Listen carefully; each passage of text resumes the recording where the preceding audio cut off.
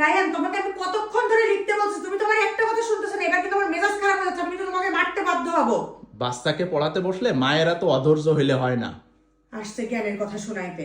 তোমার এই ছেলের সাথে আমি আর পারতেছি না। সে কখন থেকে বলছে অ থেকে ও পর্যন্ত লেখো, লিখবেও না পড়বেও না। আমি ওর সাথে আর কি করবো বলো তো? তুমি এই ছোট বাচ্চার সাথে যে পরিমাণে চিল্লাপাল্লা করতেছো তাতে তো তোমার গলায় ব্যথা হয়ে যাবে। আমি তো আর কোনো উপায় পাচ্ছি না। তোমার ছেলে তো তাও লেখে না। আমার দ্বারা না ওকে পড়ালেখা করানো সম্ভব না, বুঝছো? আমি হাঁপায় যাচ্ছি ওকে পড়ালেখা করাতে গিয়ে। তা তুমি এরকম চিল্লাপাল্লা না করে ওকে তো একটু বিনোদনের সহিত পড়াইতে পারো। শোনো, মুখ দিয়ে না এত জ্ঞানের কথা বলতে আসবে না, বুঝছো? তোমার ছেলেকে কি এখন আমি নেচে নেচে গেয়ে গেয়ে পড়াবো? তোমার ছেলে তো লিখতেই চায় না। তোমার দ্বারা যে সম্ভব হচ্ছে না সেটা আমি আগে থেকেই বুঝতে পারছি, এজন্য আমি একটা বিকল্প ব্যবস্থাও করছি। কি বিকল্প ব্যবস্থা তুমি করছো? কি বিকল্প ব্যবস্থা করছি তাহলে একটু উঠে আসো।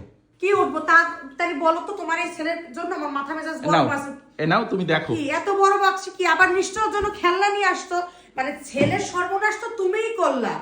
কিছু না দেখে আন্দাজে কমেন্টস করবা না, একটু দেখো কি নিয়ে আসছি আমি। এগুলো আবার কি নিয়ে আসছো? হ্যাঁ দেখো। LCD tab? হ্যাঁ এলসিডি ট্যাব। ওকে খাতায় লিখতে লিখতে বিরক্ত বোধ হয়ে যাইতে পারে, এই জন্য এলসিডি ট্যাবে মাঝে মাঝে লিখবে, আবার দেখো ওই জায়গায় ডিলিট করার অপশনও আছে। ঠিক আছে? রায়ান, এটা লেখো তো আব্বু। ঠিকই তো বলছো। আর এটা আবার কি আনছো? ওইটা কি আনছি তুমি দেখো, ইন্টেলিজেন্স বুক।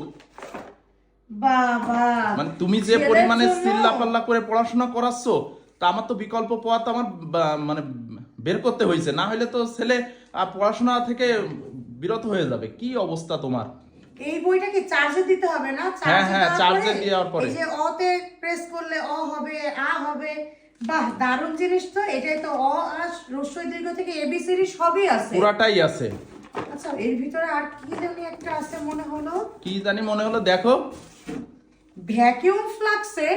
হ্যাঁ, এইটা আবার কি জন্য? একটু আগেই তো বললাম যে তুমি যে পরিমাণে চিল্লাপাল্লা করা ধরছো তাতে তো তোমার গলায় ব্যথা হয়ে যাবে, এই জন্য আমি একটা ফ্লাক্স নিয়ে আসছি, যে তুমি ওই জায়গায় পানি গরম করে রাখতে পারো বা চা বানায় রাখতে পারো মাঝে মাঝে তুমি। তবে এই জিনিসটা আমার গলা ব্যথার জন্য এনে যতটা না উপকার হয়েছে তার থেকে কি ভালো হয়েছে জানো? কি ভালো হয়েছে? এটাই করে ওর স্কুলে যখন নিয়ে যাব, চা বানায় নিয়ে যাব, ভাবিরা বসে একসাথে খাওয়া যাবে, বুঝছো? হ্যাঁ, আমি নিয়ে আসলাম তোমার জন্য, আর তুমি কি ভাবো? তবে তুমি আসলে কাজটা আসলে ভালো করছো, কিন্তু তুমি এগুলো আনলা কোথা থেকে? কোথা থেকে আবার আনবো? যত্ন বেবি সব থেকে আনছি। আমি যে সবসময় তো আমার ছেলের জন্য সবসময় ওই পেজ থেকে অর্ডার করি। এটা তুমি একটা খুব ভালো কাজ করছো। আসলে তোমার ছেলে একটুও পড়তে চায় না, জানো না? আমি যদি 5 বার বলি অ, ও 5 বারের পরে 6 বারে আস্তে করে বলে অ।